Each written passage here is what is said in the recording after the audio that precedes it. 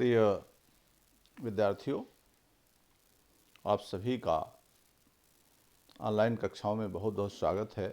आप examination channel के माध्यम से, यूट्यूब के माध्यम से आप निरंतर हिंदी की ऑनलाइन कक्षाओं को पढ़ रहे हैं।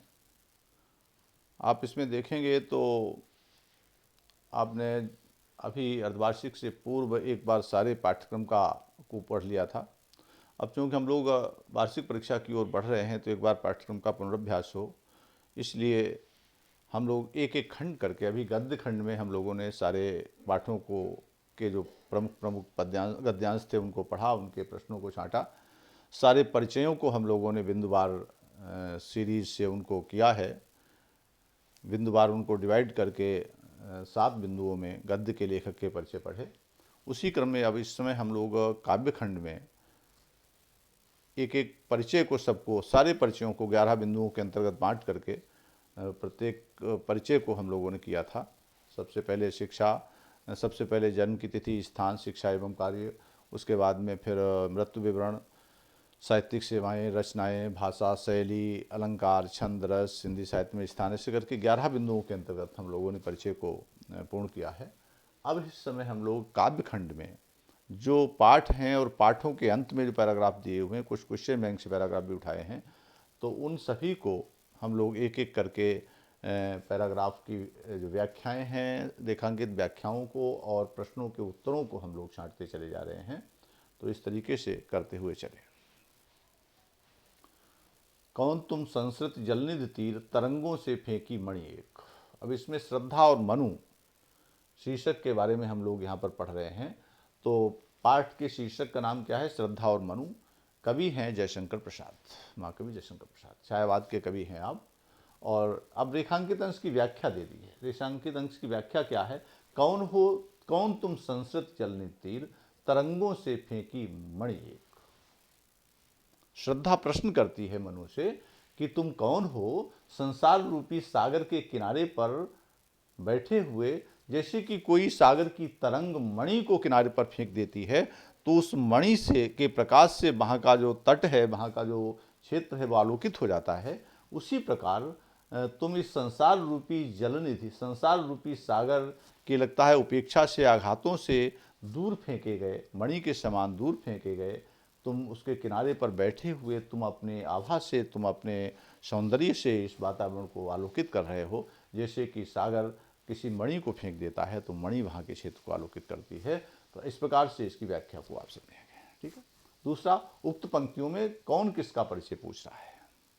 तो उक्त पंक्तियों में मैंने बताया, उक्त पंक्तियों में श्रद्धा मनु का परिचय पूछ रही है।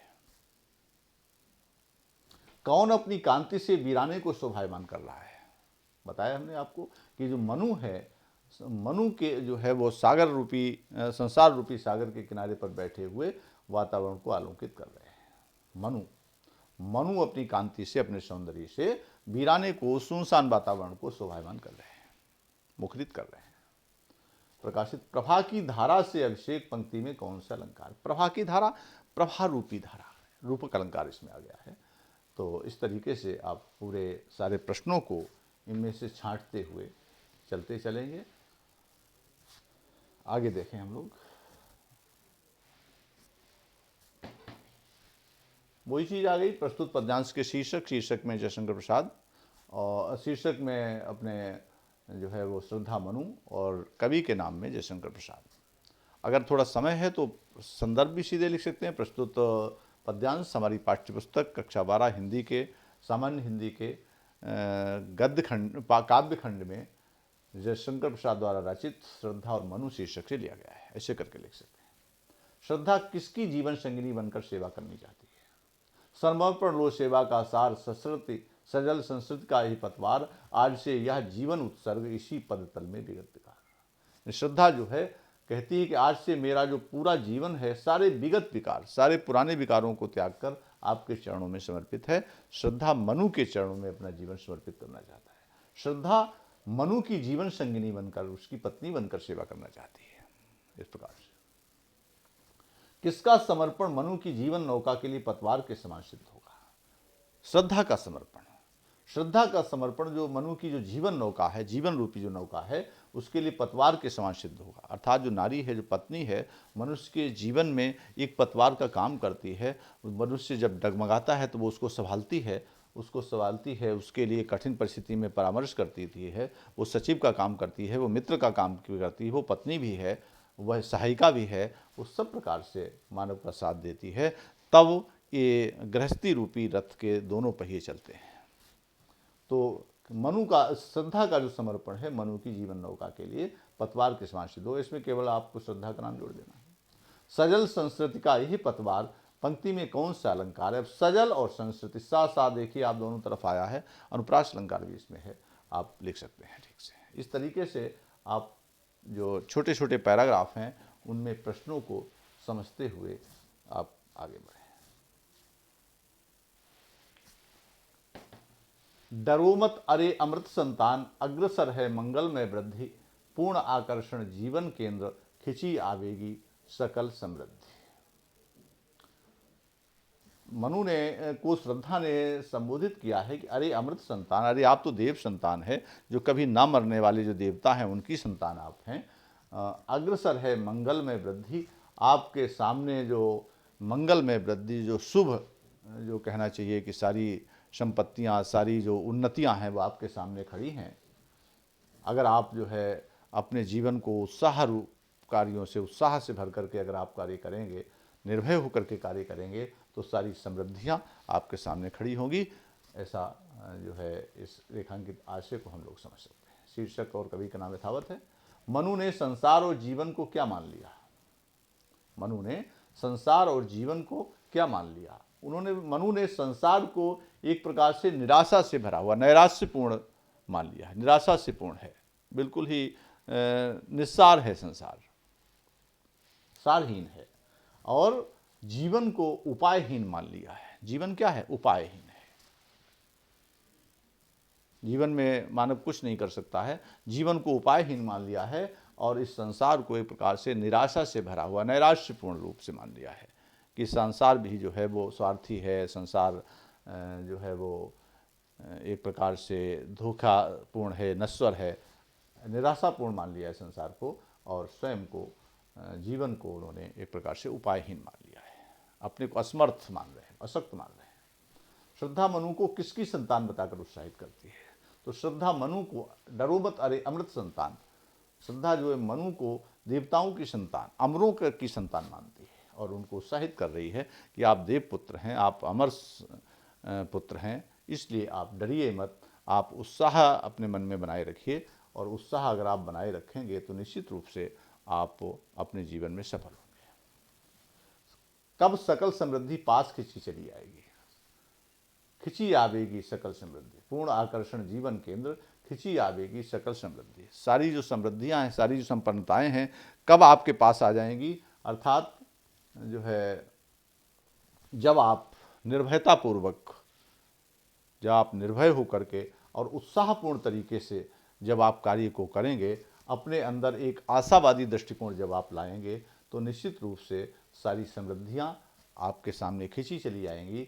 आपका जीवन जो है वो आकर्षण का केंद्र है, आप सौंदर्य से युक्त भी हैं, आप साहस से परिपूर्ण भी हैं, आप प्रफुल्लित मन वाले भी हैं। ऐसी सारी चीज़ें लेकर के श्रद्धा ने मनु को उत्साहित करने का प्रयत्न किया, उनके मन में एक जोश, एक आनंद का भाव उत्पन्न करने का प्रयत्न इसमें किया है।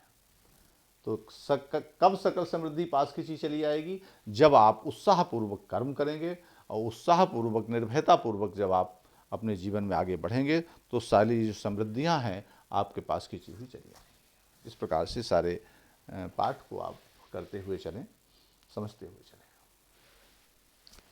शक्ति के विद्युत कण, इन पंक्तियों में श्रद्धा ने मनु को कौन सी बात बताई है?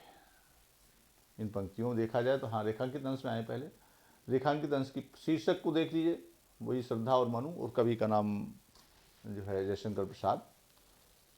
रेखांकित अंश की व्याख्या, समन्वय उसका करे समस्त विजयनी मानवता हो जाए।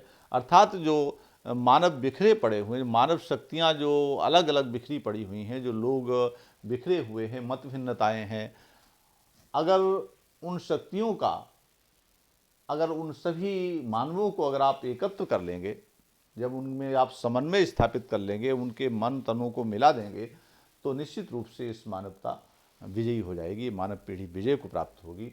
जब तक शक्ति के कण, अब आप देखते हैं इलेक्ट्रॉन प्रोटॉन न्यूट्रॉन जब तक बिखरे रहते हैं तब तक वो शक्ति संपन्न नहीं हो पाते, और जब वो एक साथ मिल जाते हैं तो वो शक्ति के पुंज बन जाते हैं। इस प्रकार ये जो मानव हैं जब तक बिखरे हुए हैं, अलग अलग हैं, तब तक वो शक्ति संपन्न नहीं हो सकते। एक अकेला क्या कर पाएगा, मिलकर बोझ उठाना, वो वाला भाव यहाँ पर बताने का प्रयत्न किया गया है।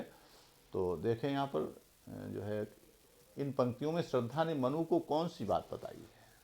तो इन पंक्तियों में श्रद्धा ने मनु को मानवता की विजय का उपाय, एक प्रकार से मानवता की विजय का उपाय बताया है कि मानवता विजयी कब होगी, जब ये शक्ति के विद्युत कण क्या है, मानव, ये जो मानव जो है शक्ति के विद्युत कण के समान हैं, जब तक ये बिखरे हैं तब तक ये उपायहीन हैं।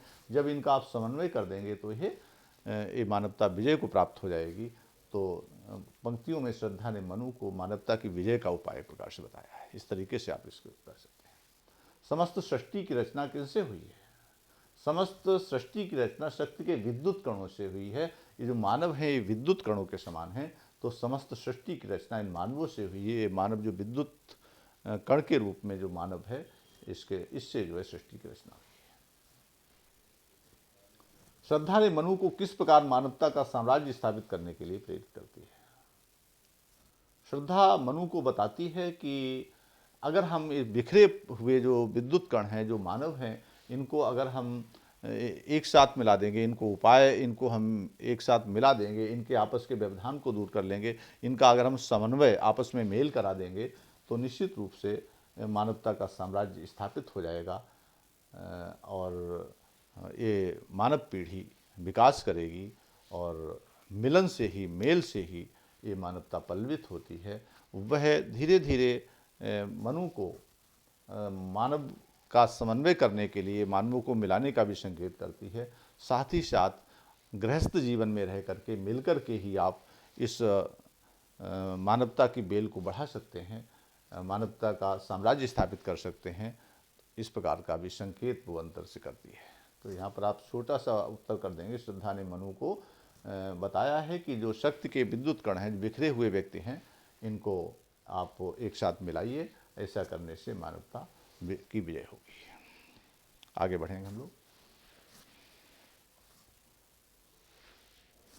आपने अभी ये 3 पाठ लगातार पढ़े हैं, और ये अभी हम लोग जो पढ़ रहे थे, श्रद्धा मनु शीर्षक को पढ़ रहे थे, और श्रद्धा मनु शीर्षक को अभी हम लोग पढ़ रहे थे, और इसमें आपने अंत तक सारा वीडियो देखा है। प्रश्नों को छांटने की विधि आपने देखी है, रेखांकित अंश की व्याख्याएं समझी हैं। इस तरीके से हम प्रश्नों को छांट सकते हैं। जब एक बार आप किसी मार्ग पर दौड़ चुके होंगे, कर चुके होंगे, तो यही प्रश्न आपको सरल लगने लगेंगे, आप आसानी से छांट लेंगे, क्योंकि बहुत सारा भाव आपके ध्यान में पहले से ही अवचेतन अवस्था में होगा। तो आपका समय भी बचेगा और आप अपने कार्य को भली प्रकार कर सकेंगे। तो ध्यान से करते रहिए, अंत तक करीब मित्रों में शेयर करिए, चैनल को सब्सक्राइब करिए। और अगर आपको कुछ PDF चाहिए होती हैं लिखित में, तो आप टेलीग्राम चैनल से जुड़ जाएं, तो आपको अपेक्षित PDF भी आपको मिल जाएगी। करते रहिए और समझते रहिए। धन्यवाद।